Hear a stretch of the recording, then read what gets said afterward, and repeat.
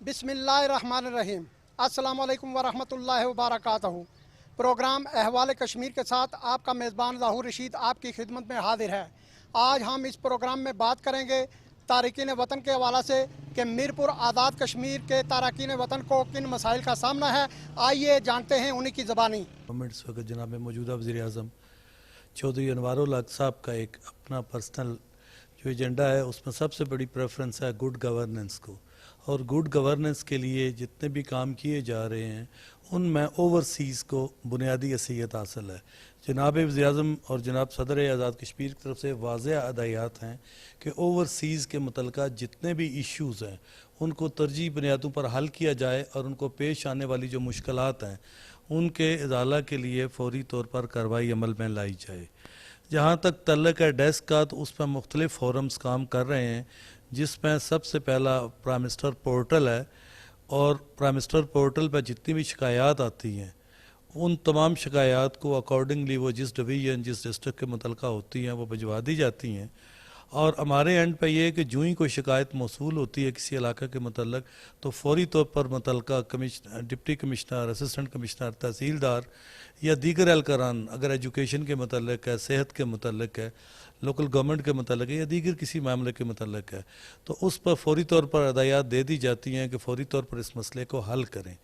और उस सिलसिला में बहुत पॉजिटिव पेश रफ्त है कि जितनी भी शिकायत मौसूल होती हैं हम बाकायदगी के साथ उस जनाब वज़ीर आज़म ऑफिस को भी अप्राइज़ करते हैं, बताते हैं कि ये शिकायत आई थी, ये स्टेप्स लिए, इसमें ये रियलिटी है, तो कोशिश होती है कि मामला यकसू हो सके।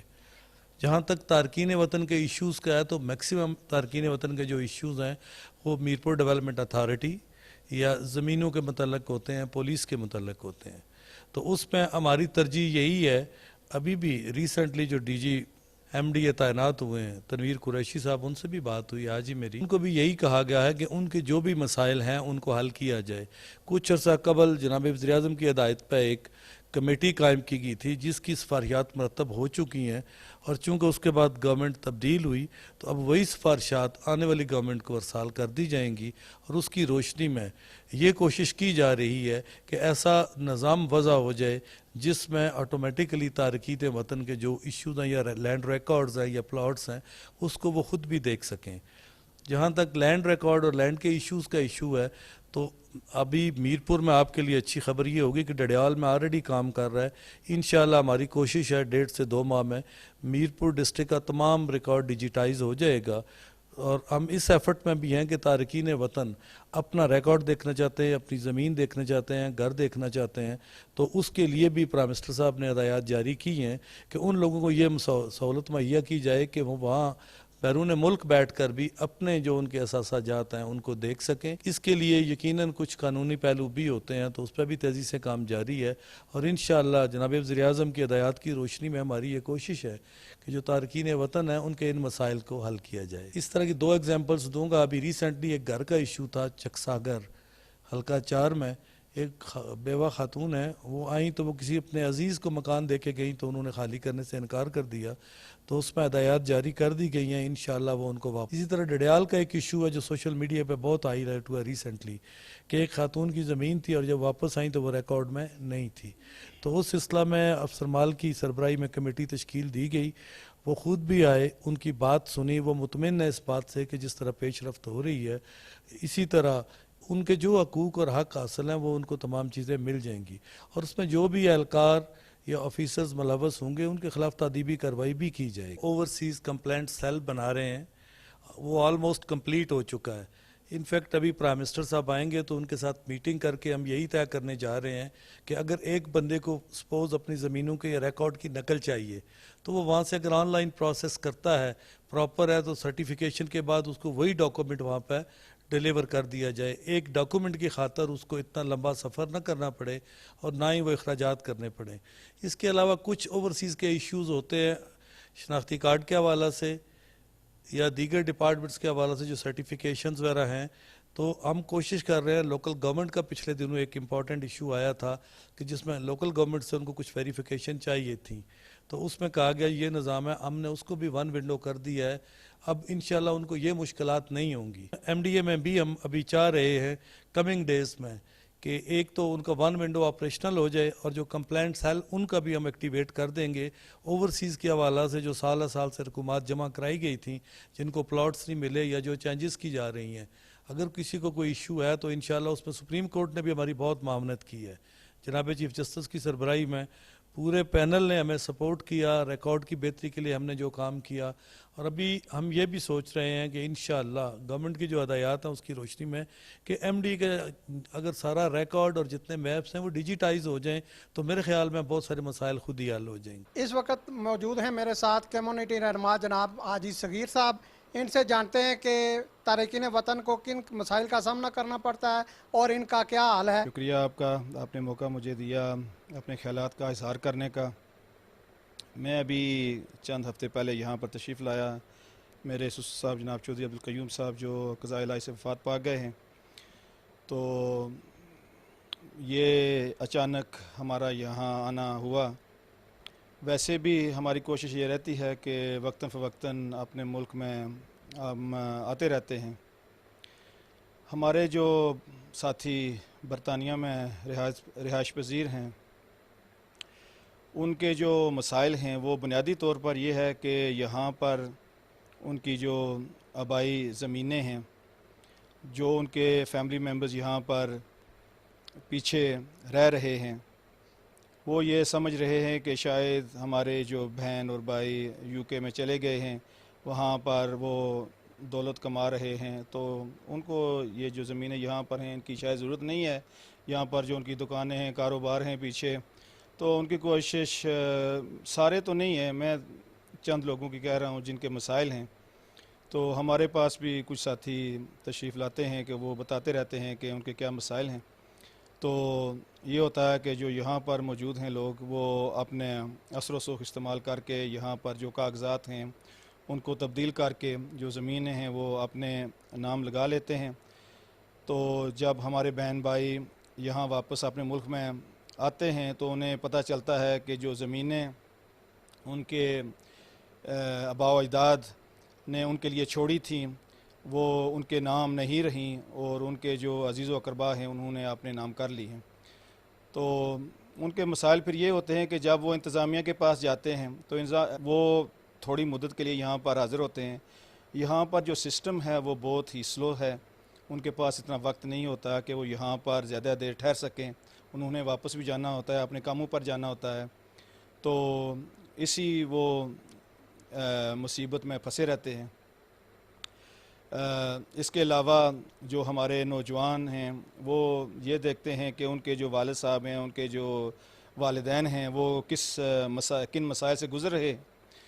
تو جب وہ یہ دیکھتے ہیں تو وہ بھی، ان کا بھی جی نہیں چاہتا کہ وہ یہاں پر آئیں، اور اس سسٹم میں ان کے لیے پھر مشکل ہو جاتا ہے یہاں پر رہنا. جی حاجی صاحب کا یہ کہنا ہے کہ سسٹم سلو ہے اور لوگوں کے جو مسائل ہیں وہ جب تھانے اور کچہریوں میں جاتے ہیں تو وہ ایک لمبا عرصہ ان کو لگ جاتا ہے، جس کی وجہ سے ان کے مسائل حل نہیں ہوتے اور پھر وہ اکتاٹ کا شکار ہوتے ہیں، اور اس قسم کے جو مسئلے مسائل ہیں وہ تارکین وطن کو پیش ہیں.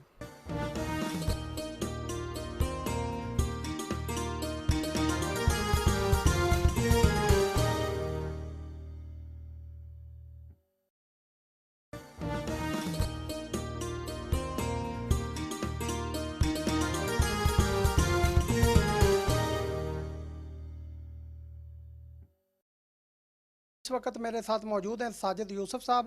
یہ برطانیہ کے شہری ہیں اور وہاں پر صحافت بھی کرتے ہیں، معروف صحافی ہیں. تو ان سے جانیں گے کہ وہاں پر جو کمیونٹی ہے اور ان کے کیا مسائل ہیں تارکین وطن کے. جی ساجد صاحب.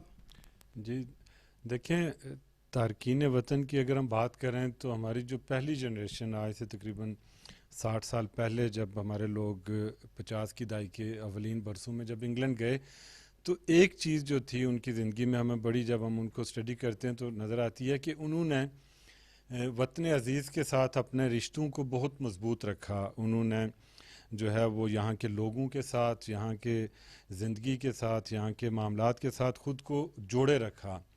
لیکن وقت کے ساتھ ساتھ چیزیں تبدیل ہوتی جاتی ہیں. آج جو ہماری وہاں پہ اوورسیز کشمیریوں کی جو چوتھی نسل جو وہاں پر ہے، تو ان کا چونکہ وہ مٹی کے ساتھ ڈائریکٹ لنک جو ہماری فرسٹ جنریشن کا تھا یا اس کے بعد جانے والوں کا جو ڈائریکٹ لنک تھا وہ اب نہیں رہا. اب وہ بچے جو وہاں پر پیدا ہوئے، جنہوں نے تعلیم وہاں پر حاصل کی، جنہوں نے کام جو وہاں پر کرتے ہیں، تو ان کے رشتے اس طرح مضبوط نہیں ہیں.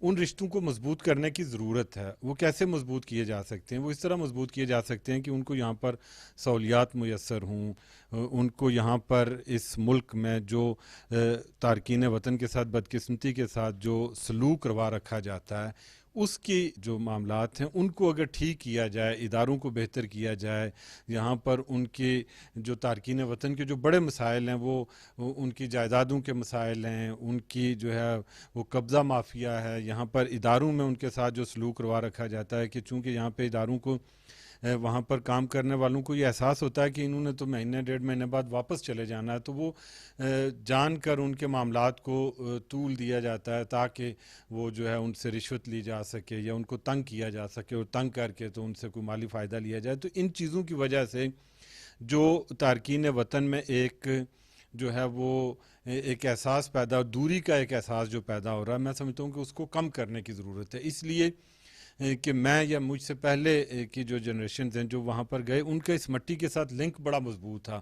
ہم یہاں پر آتے ہیں، یہاں پر لوڈ شیڈنگ ہو، یہاں پر مسائل ہوں، یہاں پر جو بھی ہو، ہمیں جو ہے وہ ہم ان چیزوں کو برداشت کر لیتے ہیں. لیکن ہمارے بچے جو ہیں وہ ان چیزوں کو برداشت اس لیے کہ مٹی کے ساتھ جو ڈائریکٹ لنک تھا ان کا نہیں ہے، ہمارا ہے. ساجد صاحب، آپ نے کہا کہ اداروں میں جو ہے ان کی شنوائی نہیں یا اس طرح کے معاملات ہیں، تو اپنا ہماری کمشنر صاحب سے بات ہوئی ہے تو وہ تو کہہ رہے ہیں کہ ہم نے جو ہے وہ شکایات سیل بنا دیے ہیں اور جلد یہاں پر اراضی کے جو معاملات ہیں وہ کمپیوٹرائز کیے جا رہے ہیں. تو اس حوالے سے آپ کیا کہیں گے؟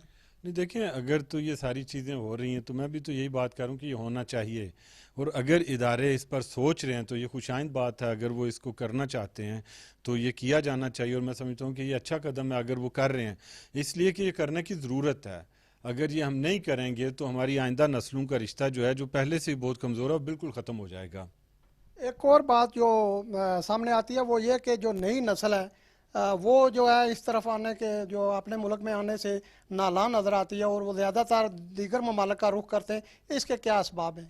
سر، اس کی وہی وجہ ہے جو میں نے پہلے بھی آپ سے بات کی کہ وہ چونکہ اب مٹی کے ساتھ وہ ڈائریکٹ لنک تو نہیں ہے ہماری نوجوان نسل کا، تو ان کو تو یہاں پر آپ سہولیات دیں گے، اس میں کوئی شک نہیں ہے کہ اللہ تبارک و تعالیٰ نے ہمارے ملک کو بے پناہ حسن دے رکھا ہے، جس کی بنیاد پہ یہاں پر سیاحت جو ہے وہ جو لوگ جو ہمارے بچے ترکی جاتے ہیں، مراکو جاتے ہیں، دیگر ممالک میں، یورپین ممالک میں جاتے ہیں سیر کے لیے، تو ان کو اگر یہاں پر وہ سہولیات میسر ہوں یا اس طرح کی یہاں پر سیاحتی ایکٹیویٹیز جو ہے وہ کی جائیں تو یقیناً وہ بچے جو ہے وہ یہاں پر آئیں گے اپنے اجداد کے ملک میں، وہ یقیناً یہ ان کے لیے ایک ترغیب ہوگی.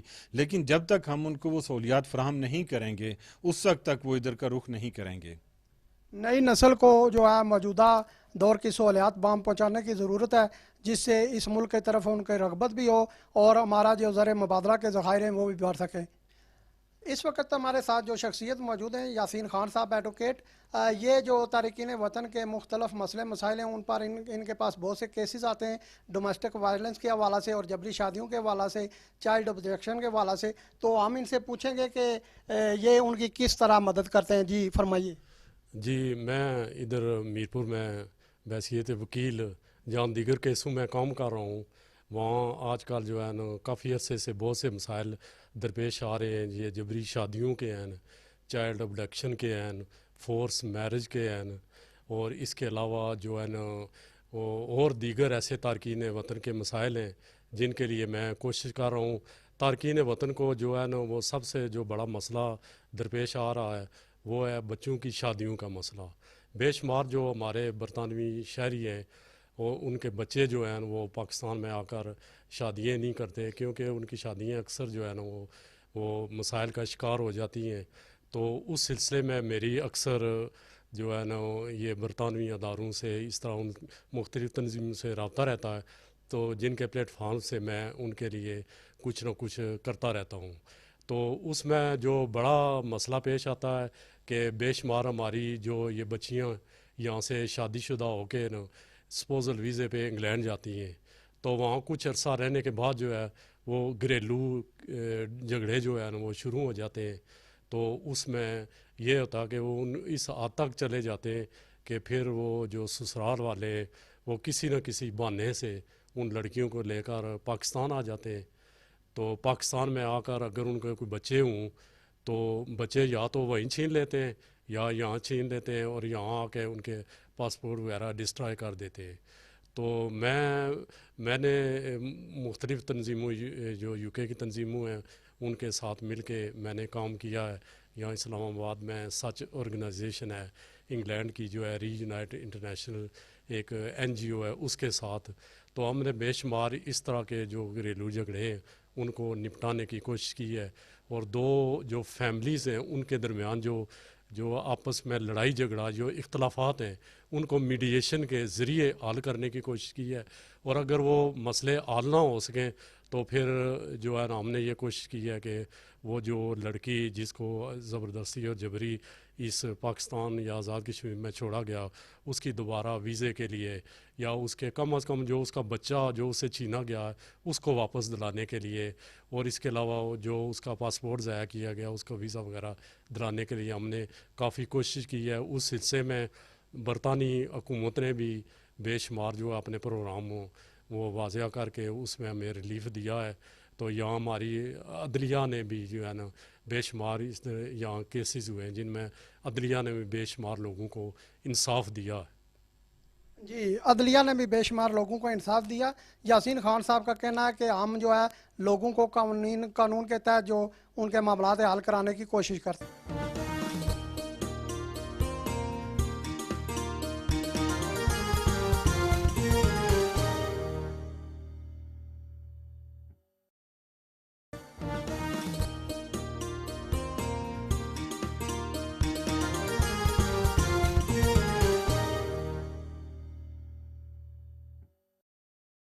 میرے ساتھ اس وقت یو کے کی ایک مشہور شخصیت کشمیر کنسرن کے چیئرمین جناب افتخار چودھری صاحب موجود ہیں. ان سے جانتے ہیں کہ وہ کیا اس حوالے سے کہتے ہیں کہ کس قسم کے مسائل جو ہیں وہ جو تارکین وطن ہیں ان کو درپیش ہیں. اصل میں یہاں پہ آیا ہوں پاکستان میں بالخصوص اوورسیز پاکستانیوں کے ایشو لے کر، اور وہ کافی سیریس ایشوز ہیں. جو لوگ آج سے 60-70 سال پہلے مزدوری کے چکروں میں باہر گئے تھے، بڑی محنت کی ہے، انہوں نے عزیزوں کا خیال کیا ہے، یہاں پہ پراپرٹیز بنائی ہیں، مگر بدقسمتی یہ ہے کہ یہاں کا ایک بدماشوں کا مافیا گروپ جو کہ ان لوگوں کی جائیدادیں بھی ہڑپ کر رہا ہے، انہیں آنکھیں بھی دکھا رہا ہے، ان کے پیچھے ڈاکو بھی بھجوا رہا ہے، اس لیے کہ یہ ان کی جائیدادوں پہ قبضے کر لیں. اب انگلینڈ میں، یورپ میں بہت سارے لوگ ہیں جو پریشان ہیں کہ ہمارے ساتھ یہ کیوں ہو رہا ہے. بالخصوص وہ لوگ جنہیں ہم نے اٹھا کر ٹیبلوں پہ بٹھایا ہے، کرسیوں پہ بٹھایا ہے، ان کے بچوں کو اچھی تعلیم دلوائی ہے، اچھی زندگی دلوائی ہے، اچھے اچھے گھر بنا کے دیے، مگر وہ لوگ ہمارے ساتھ یہ کیا کر رہے ہیں، کیوں کر رہے ہیں. It has to stop. میں ایک کافی تکڑی کمپین لے کر نکلا ہوں، مختلف اضلاع میں نے وزٹ کی ہے، مختلف آفیسز پہ بھی ملا ہوں، اور میری یہ خواہش ہے کہ جتنے لوگوں نے جتنی بدماشی کی ہے، جتنے ڈاکے مارے ہیں، ان کو کفر کردار تک پہنچایا جائے، اور اوورسیز پاکستانیوں جی، اوورسیز پاکستانیوں کے ساتھ انصاف کیا جائے، یہ کہنا تھا کشمیر کنسرن یو کے چیئرمین جناب افتخار چودھری کا. اس وقت میرے ساتھ موجود ہیں چودھری ناظم صاحب، یہ انڈسٹریلسٹ بھی ہیں اور تارکین وطن کے رہنما ہیں. ان سے جانتے ہیں کہ تارکین وطن کو کس قسم کی پریشانی اور مسائل کا سامنا ہے. جی ناظم صاحب. جی شکریہ. تارکین وطن کو بہت سے مسائل کا سامنا. پہلی بات جو ڈی ویلیو کرتے ہیں روپے کو، اگر کسی کا بینک میں 10 لاکھ تھا تو وہ اب 6 لاکھ رہ گیا. دوسرا، تارکین وطن کو محکمہ مال سے مسائل ہیں. ڈڈیال میں روز پٹواری کے خلاف لوگ جلوس نکالتے ہیں. میرے پاس چکسواری سے ایک آدمی آیا، اس نے کہا جی 2.5 لاکھ روپیہ پٹواری نے مجھ سے لیا تحصیلدار تک کے لیے. آپ ڈی سی صاحب آپ کے واقف ہیں؟ میں نے کہا واقف تو ہوں، مگر جب پٹواری آپ کو کہہ رہا ہے 1 لاکھ روپیہ دو اور اس نے کہا ہوگا، تو بات یہ ہے کہ میں ذمہ دار آدمی ہوں، اگر کوئی کہے تو میں جگہ پہ بھی لے چلوں گا، اس بندے کو بھی بلا کے۔ اور رشوت لیتے ہیں، کھلے عام لیتے ہیں، لوگوں کی جائیدادیں ایک دوسرے بھائی کو بھائی سے لڑا دیتے ہیں، اور اتنے پکے پٹواری ہیں کہ ان کو کوئی پوچھتا نہیں، جب اوپر تک پیسہ جاتا کون پوچھے گا۔ یہی حساب ہے انڈسٹری کا۔ میرے پاس انڈسٹری ہے بڑی موقع کی، جس سے میں نے لی ہے، وہ لاہور کا تھا، برطانیہ کا شہری ہے، وہ مجھے دے کے گیا، 1 رات میں کینسل کر کے اگلے دن کسی کو الاٹ کر دے۔ کس ٹائم اس کی بلڈنگ کا اسٹیمیٹ کیا 5-6 کروڑ کی اس وقت بلڈنگ تھی، انہوں نے 14 لاکھ روپے میں آگے الاٹ کر دی، سب نے پیسے کا۔ جس کو شکایت کرو وہ بلا کے کہتا ہے یار مجھے بھی دو نا۔ تو یہ ہے کہ لاتعداد مسائل ہیں۔ پہلا تو میں یہ عرض کروں گا کہ آپ foreign currency account, British, American, سعودی عرب کا جس کے پاس ویلڈ ویزا ہے اس کو اجازت دی جائے کہ وہ اپنا یہاں فارن کرنسی اکاؤنٹ کھولے اور اس کے پیسے فارن کرنسی میں ہو، جب اس کو ضرورت ہو وہ مارکیٹ کے حساب سے تڑوا لے، ملک کو بھی فائدہ ہوگا، فارن کرنسی آئے گی۔ دوسرا رشوت اس کا خاتمہ کریں۔ اگر کسی کو نشاندہی چاہیے تو سیکٹری لیول تک ثابت میں کروں گا، تو کوئی ان کو پوچھے تو صحیح، تو کوئی پوچھنے والا نہیں ہے۔ انڈسٹری میں برا حال ہے، پہلے تو بڑا مسکرا کے اور پہلا چکمہ ہی یہ دیتے ہیں کہ آپ لگاؤ آپ کو جنت میں جائیں گے، جب لگا رہتا اس کو کبھی 1 کبھی 2، تو کروڑوں روپے کے فراڈ ہو رہے ہیں۔ MLA کو بھی بتایا تھا میں نے، تو مجھے محکمے والے جو بھی محکمہ وہ کہتے ہیں آپ کیوں اس کے خلاف جہاد کر رہے ہیں۔ تو میری برطانیہ میں رہنے والے، میں بنیادی طور پہ ڈڈیال کا رہنے والوں، سالیہ گاؤں ہے میرا، میرپور F2 گجر ہاؤس مشہور ہے۔ ہم لوگوں کے مسائل فری میں حل کرتے ہیں اور کوئی سہولت کاری نہیں، لوگوں کے خلاف جہاد جاری ہے۔ ظہور رشید کو بھی پتہ ہے، کسی کو اگر یہ شک ہو کہ یہ غلط ہے تو میں موجود ہوں، میں ادھر رہتا ہوں، کوئی برطانیہ سے آئے کسی کو مسئلہ ہو ہمیں بتائے، ہم کوشش کریں گے ادھر ادھر کر کے۔ رشوت برطانیہ کے بندے کے پاس تھوڑا ٹائم ہے، جو دبئی سے آتا ہے وہ بھی 2-4 مہینے کے لیے آتا ہے، سعودیہ سے آتا ہے وہ بھی اسی طرح، اور یہاں اس کا کام لٹکا دیتے ہیں، اس کو چکر لگواتے ہیں۔ جب مجبور کریں گے تو وہ رشوت دے گا۔ الراشی والمرتشی، دینے والا پہلے ہے، لینے والا بعد میں۔ آج کے پروگرام میں ہم نے یہ جاننے کی کوشش کی کہ تارکین وطن جن کا تعلق میرپور آزاد کشمیر سے ہے انہیں کن مسائل کا سامنا ہے۔ زیادہ تر مسئلے مسائل جائیداد کے جھگڑوں اور گھریلو جھگڑوں کی صورت میں نظر آتے ہیں۔ اس کے ساتھ ساتھ کمشنر میرپور ڈویژن کا کہنا ہے کہ ہم نے سہولت مرکز قائم کر دیے ہیں جہاں پر تارکین وطن کو جلد انصاف مہیا کیا جائے گا۔